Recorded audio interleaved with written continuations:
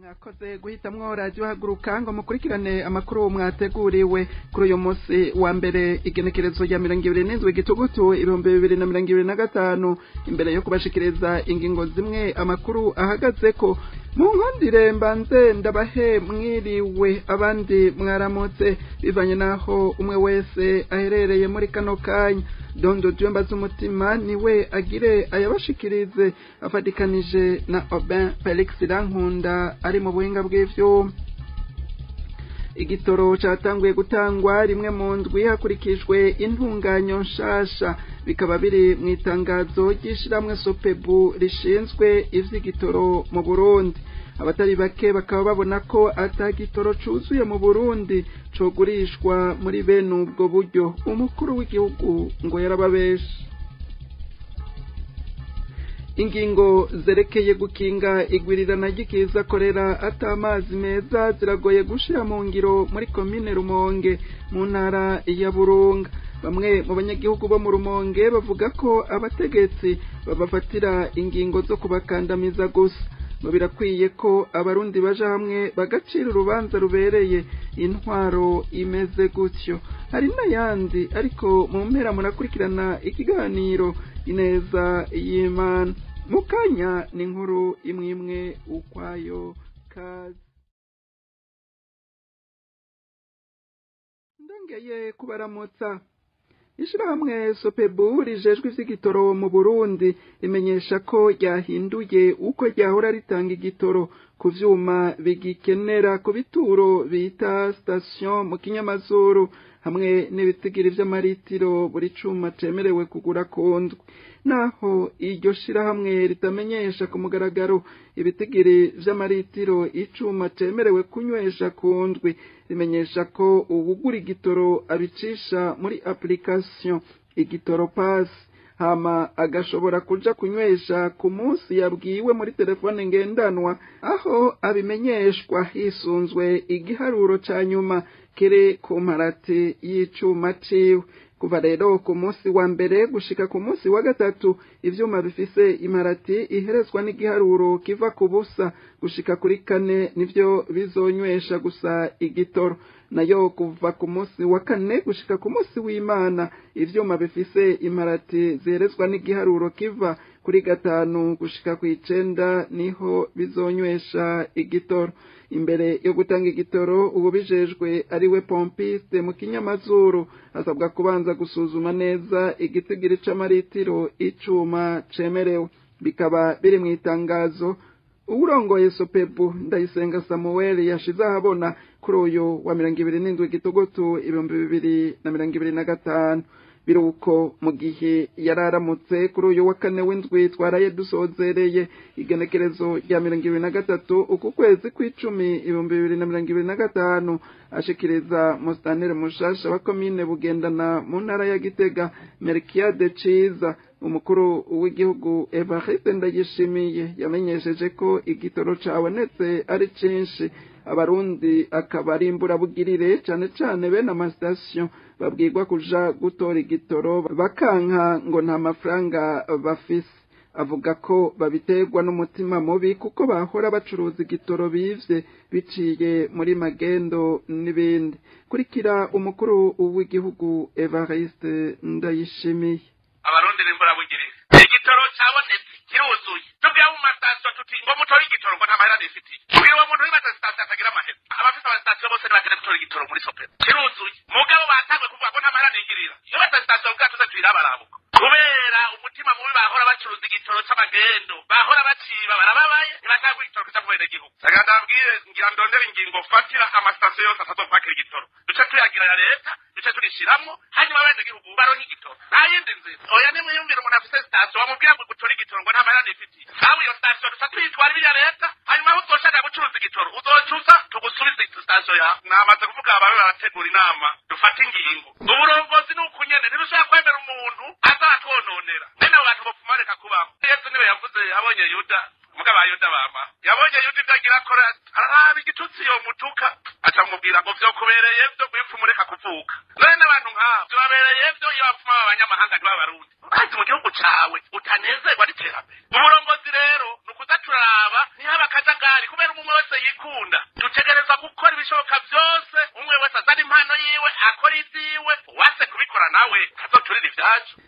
abatari bake bakaba bariko baratangazwa n'ingene igitoro mu Burundi catanguye gutangwa mu buryo nk'ubwo bavuga ko buruhije kandi rimwe mu ndwi mu gihe umukuru w'igihugu avuga ko igitoro cuzuye mu bubiko mu gihugu bafata iyo mvugo yiwe ko ari ububeshi ngo kuko igitoro kihari ku bwinshi nta mananiza yobamwo yo gutegekwa umunsi mwene icuma akeneye igitoro azonyweshereza ko kandi rimwe gusa mu ndwi abo banyagihugu bavuga ko barambiwe n'ububeshi bw'abategetsi bagasaba abarundi bose kuja hamwe babogore igihugu cabibarutse ngo kigeze habi cane ku ntwaro ya CNDD FDD.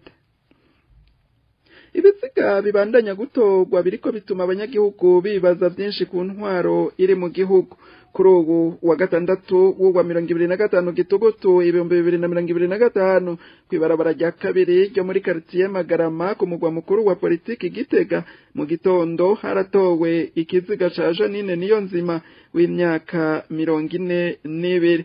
Amakuru ava Igitega yemeza ko umuhisi yararyamye kumuhana iwe. Ayo makuru aranemezwa na Leandre Nzibarega umukuru wa quartier Magarama ariko akavuga ko uburyo uwo mukenyezi yishwemwo butaramenyekana. Amatohoza ariko araba kugira ngo hamenyekane icamwishe. Leandre avuga kandi ko hariho ibikwiye gukorerwa ko mu matohoza. Nyakwigendera ngo yari amaze imyaka 15 yahukanye akikeka ko kunywa inzoga zikaze bifatanye n'ubumuga bw'intandara arivyo vyoba vyarahitanye Janine. Ivyo ariko ntibihabwa ikibanza kinini n'abanyagihugu bo muri quartier Magarama. Bamwe muri bo bakaba basaba amatohoza yigenga mu ntumbero yo gutanga umuco kuri ubwo bwicanyi. Abandi nabo bakabona ko umutekano w'abanyagihugu udakwiye kandi hari inzego ziwushinzwe ngo kuba bama bumva abategetsi ubwicanyi nk'ubwo ataco bubabwiye ngo babuhagarike. Abanyagihugu bose ngo nibo bakwiye kuvira hasi ubwicanyi bwabaye ndanse mu gihugu babuhagarike mu gushiraho intwaro yitwararika umutekano w'abarundi bose. Turamenyeshe ko ikiziga ca Janine Niyonzima gitowe inyuma y'iminsi 2 gusa hatowe ikindi kiziga c'umukenyezi Irakoze Nadine w'imyaka 24 kumuhana iwe ku mutumba Zege zone Nyamugari muri komine n'intara ya Gitega nyene hari kuwa 23 Gitugutu 2025. Baranegura ukuntu abasirikare barenga 500 bafatirwa igihano co kuzunguruka n'amaguru igihugu cose bakavyemera hakabura uwiheba ngo acungura abandi bagowe co kimwe n'abanyagihugu nk'uko bigenda handi. Hakaba hatangwa karorero k'ingendo y'umwe mu basirikare b'igihugu ca Madagascar yahagurutse akabwira abandi basirikare kutemera gukurikiza amategeko atariyo. Umwe mu banyagihugu batanezerejwe n'akarenganyo kariko gakorerwa abasirikare nk'uko kirirwa karakorerwa abanyagihugu tumukurikire ariko ijwi ryahinduwe. Siwa ari ibintu maze iminsi numva kubera mu gihugu cyacu Burundi cy'abasoda ko bageragezwa igihugu cyose. Jewe hamwe hamwe ndimvira abasoda oya n'ukuri abasoda pe nta musoda yagwanira igihugu ariko aragwanira igihugu n'abanyagihugu yoyerezwa igihugu cyose ariko ayerezwa abasoda amajana 600 bafise inkoho amajana 600 bize tekinike militaire oya abasoda n'ukuri umusoda umwe wenyene yohungabanya uje kukera igihugu n'abasoda amajana 600 nabo chere nibaza ko batari abasoda none ntibarabira ku basoda bahandi ba Madagascar. Abasoda ba Madagascar ibyo bakoze none abo basoda bacu bobo cyane ni bamwe bo muri Cinjire bavuga sinobaho umusoda wa kera azi ibanga ry'igisoda n'ukuri abasoda nabone tureme ndumva twebwe abanyagihugu n'abasoda tugowe rumwe. Twebwe twahora twumva abapolisi aribo bantu bagizi ba nabi, twebwe abanyagihugu bakunda abasoda cyane. None ubu ntabitandukiye mu basoda umusoda w'igihugu. None uwo muntu w'umutegetsi abayereza rumwe, uwo muzinga abayereza rumwe, umuntu bakayereza amajana 600. Umusoda umwe niyo kwiye bakama gacunga abandi basoda bose. Oya vrema n'ukuri ibisoda bihabwa iteka. Abasoda amajana 600 bakayererezwa niyo nkibyumva mbere mu gihugu cy'u Burundi kuva na ndishara umwana mugabo niyo nkibyumva kuva navuka umusoda umwe n'igihiri gahama abandi bakire akiza abandi. nimugire ubwoba rero kandi nta n'umwe azontumanuma nta rwango nta n'iki ibyo musoma byose kuri twitter n'ibintera ubwoba nigusubire kunyandikira ngo noneho ibara ryaguye havuga umugabo nta na rimwe ndababwira ngo ne jette les pierres que sur un arbre qui porte des fruits. Nimugire ubwoba rero niba tabavuga naho nuko muzoba muri mbunuza. Nimutinye ko babavuga, nimutinye guhaguruka, nimutinye kuyagugo rukundo ngo bohava bamvuga bashake babavuge wacha waseme watachoka.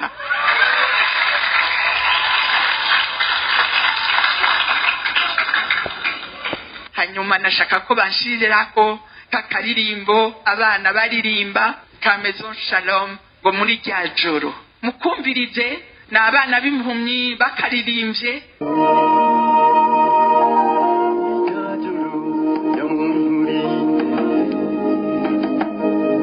hagati y'imisozi n'amabuye mu mipfunda no mu mabenga. Umukuru w'umutumba n'uwujejwe indimo ku mutumba Murama barafunzwe inyuma yo gufatanwa itonga banyuruje ibiro 80 vy'imbuto y'ibigori yo mu bwoko bwa pane 53 vyagenewe abanyagihugu kuva kuri uyu wa 2025 gitugutu 2025 bose uko ari babiri bafungiwe kuri komisariya y'igipolisi ya komine Muramvya intara ya Gitega. Iyo mbuto y'ibigori bayifatanywe bayipakiye ku ipikipiki bayishoye mu kinywabi nkuko bishikirizwa n'abanyagihugu ibijanye n'ubwo busuma vyamenyeshejwe n'abanyagihugu hakiri kare. Musitanteri wa komine Muramvya Nkurunziza Eric yemereye abanyagihugu arongoye ko yarasanzwe afise kandi amakuru ava ku mutumba Murama ko umukuru wawo be n'uwo ajejwe indimo bari basanzwe bakora amanyanga ameze nk'uko haba no kuri Angeri. Uwo musitanteri rero agashimira abanyagihugu batanze amakuru ku mwanya agira ko atera ivyatsi ingendo nk'iyo yabajejwe intwaro bubahuka bakanyonyeza ivyagenewe abanyagihugu kandi aribo bari bajejwe kubafasha kubikingira. Kubwiwe rero ngo abo bafatanwe itonga bagiye guhanwa vy'akarorero. Abanyagihugu bimuramvya barakenguruka ko abakoze ubwo busuma barimwo umukuru w'umutumba wa Murama bafatanywe itonga bakaba bagiye guhana. Ariko abo banyagihugu baranegura ukuntu indongozi zo hejuru y'umukuru w'umutumba mu gihugu cose no mu bisata bitandukanye zirigwa zirasahura itunga rinini ry'igihugu zidahanwa mu gihe arizo zigisha n'abandi kwiba nk'uko zibikora. Baragaruka ku karorero kamwe k'imiliyardi zigera kuri 54 zari zigenewe kubaka urugomero rwa Mpanda. Umukuru w'igihugu mu minsi ya mbere agishikira ubutegetsi ngo yigeze kubwira abarundi n'amakungu ko ayo mafaranga igihugu kitazoyaheba imyaka 5 ikabirangiye bivuzwe. Abayariye ngo barazwi ariko bariraramiye. Guhana gusa rero abivye ibiro 80 vy'ibigori kubwabo abanyagihugu bimuramvya batashimye kuduha amajwi ngo ni uguhuma amaso abarundi n'amakungu. Basaba abarundi bose gukanura bareke kuguma basamazwa n'intwaro ya CNDD-FDD bahaguruke bayihindure babone gukiza itunga ry'igihugu. Biragoye gushira mu ngiro ingingo zijanye no gukinga igwirirana ry'ikiza ca kolera mu gihe atamazi meza bafise. Ivyo bishikirizwa na bamwe mu banyagihugu bo muri komine Rumonge intara ya Burunga. Inyuma yaho musitanteri w'iyo komine atangarije ko hagiye gushigwaho umugwi ujejwe kugenzura ko ingingo zijanye n'isuku ziriko zirubahirizwa. Uwo aramutswa komine Rumonge ashimikira cane kubatembereza indya zihiye agatomora ko uzofatwa ariko arakora urwo rudandazwa azobihanirwa. Bamwe mu banyarumonge bumvise ivyashikirijwe na musitanteri bavuga ko abategetsi bakomoka mu mugambwe CNDD-FDD bama barondera gukwepa ingorane nyamukuru zihanze abarundi bagafata ingingo zikandamiza umunyagihugu muto muto. abarundi ngo nibo bo kuja hamwe maze bacira urubanza rubereye ubutegetsi buhari. Inkuru twateguriwe na Aline Munezero. Babanze batumirira amate inyuma y'akaruhuko gato duce twinjira mu gice ca nyuma c'ivyo mwateguriwe. Uyu numwanya w'ikiganiro ineza y'Imana kuri uyu munsi wa mbere igenekerezo rya 27 Gitugutu 2025 gishimikira ku ijambo ry'Imana riri mu gitabo ca mbere c'abami ikigabane ca kabiri umurongo wa mbere n'uwa gatatu hamwe n'uw'icenda mugishikirizwa na Pastor Celestin Gahungu mu Gitegabiri. Mukije abandi ndabahaye mwiriwe bivanye naho umwe wese aherereye. Uyu ni wa mwanya wo kumviriza ikiganiro ineza y'Imana. Tugiye gusangira ijambo ry'Imana riri mu gitabo ca mbere c'abami igice ca kabiri umurongo wa mbere n'uwa gatatu duce dusoma n'umurongo w'icenda. Turasoma mu izina rya Yesu Kristo. Ijambo ry'umutwe riravuga ngo gutanga kwa Dawidi. Igihe ca Dawidi cyo gutanga kigira gishike abarira umwana wiwe Salomo ivyo azokora. Ati ngiye kujana inzira abisi bose bajana nuko shikama ubu mugabo nyamugabo uze wumvire ivyo uhoraho Imana yawe yageze gendere mu nzira ziwe witondere ivyo yashinze n'amabwirizwa yiwe n'amategeko yiwe n'ivyo yihanikirije nk'uko vyanditse mu vyagezwe vya Mose kugira ngo ugire ikiganza ciza mu bizokora byose naho uzoja hose. Ku murongo w'icenda ariko rero wewe ntuzugende utamuhanye kuko uri umunyabwenge uzomenya uko ukwiye kumugenza uzutume amanuka mu mva imvi ziwe ziri ku ibitenga vy'amaraso Imana itabare cane. Inshuti mugenzi uri kuranyumviriza kuri uyu munsi ni iri jambo ry'Imana numvise twosangira kandi ijambo ry'urufatiro ryo kuri uyu munsi ni ijambo rivuga ngo wirinde inzigo y'akazikira kandi wirinde no kwihora. Imana yo mwijuru itabare cane. Inshuti mugenzi uri kuranyumviriza ndazi neza yuko umwami Dawidi ni wavugwa cane muri Bibiliya kandi Dawidi yakoze ibintu byinshi vyiza mbere ivyo yakoze byinshi vyashimwa n'abantu mbere bigashimwa n'Imana. Ariko rero nshuti mugenzi ngo igihe kimwe Dawidi yari yagize ikibazo mu bana biwe habamwe umwana amukubita kudeta wariyimika biba ngombwa ko Dawidi abanza ahunga uwo mwana wiwe. Nuko rero ngo aza guca ahantu ahasanga hakurya yaho umugabo yitwa Shimeyi rero ngo aca afata umwanzuro wo gutuka Dawidi kuko Dawidi yari hakurya Shimeyi nawe ari hakuno. Ariko Dawidi arababwira ati oya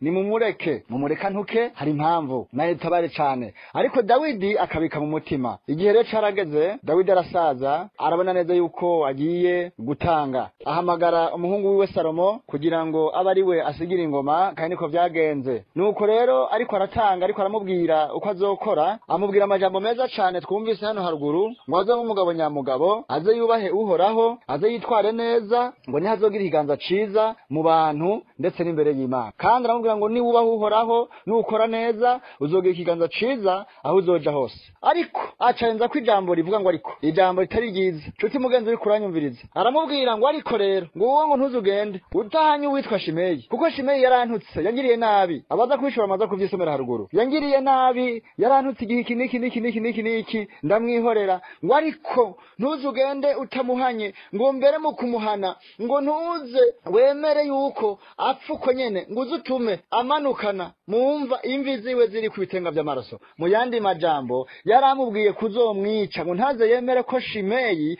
yicwa n'urw'akarago yicwa n'urupfu rusanzwe ahubwo azamwice aze yicwe n'urupfu yishwe n'umuntu. Maye tabare cane. Dawidi yari yavuze ibintu vyiza gose. Dawidi yari yahanuye neza umwana wiwe yari yamuhaye iragi ryiza yari yamuhaye romize nziza. Ariko ikibabaje iryo jambo ngo ariko ntuzemere ko Shimeyi yicwa n'urw'akarago ntuzemere ko Shimeyi yicwa n'ubusaza uzumwice kandi imva ziwe zize azamanuke mu kuzimu ziri ku bitenga vy'amaraso. Nshuti mugenzi uri kuranyumviriza iri jambo Dawidi yahereje ko yababaje cane. Ivyo yarakoze byose vyiza abantu bari barabishimye ariko inzigo y'inzikira agendanye mu mutima gushika ku kanyuma agira apfe akaraga umwana wiwe. Ijambo nkiri ni ijambo ribaje cane. Nshuti mugenzi uri kuranyumviriza muri kino kiganiro ineza y'Imana no muri kino gihe niko bimeze. Muri kino gihe niko abarundi bameze bagendana inzigo y'inzikira mu mitima yabo. Hari hazi igihe kirekire Shimeyi yaratutse Dawidi hari hazi imyaka myinshi cyane, ariko abibika mu mutima, aravuga ngo sinzomurekurira